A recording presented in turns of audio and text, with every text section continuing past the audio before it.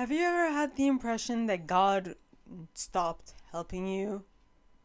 Hello, and welcome to today's insight.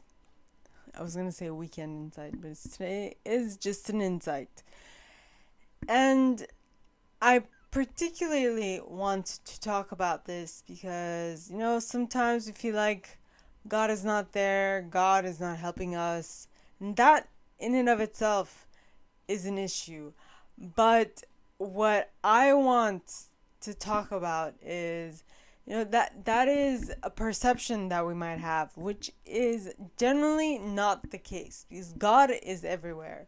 And so if God is everywhere and is omniscient and can see everything and knows all, right?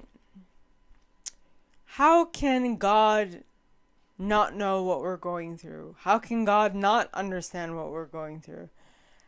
And I mean, just because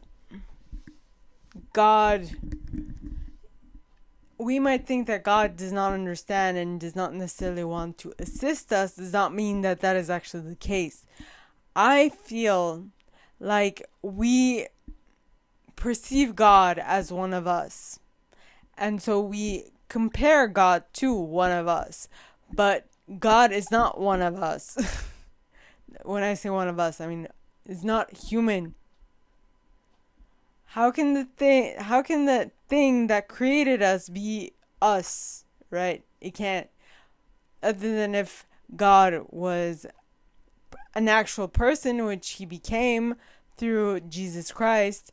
But God is not human. God is energy, which is the reason why God created us, right?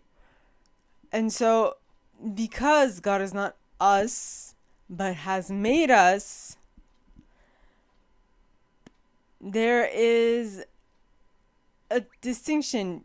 Now, imagine, do you think fish can sense the water?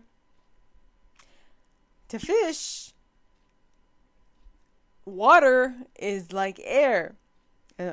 Water is air, right? And it is only when they are no longer in the water that they feel the lack of their source of breath. It is the exact same thing for humans. When humans are not on this planet and there is no longer air, now we realize that there's no air. Right?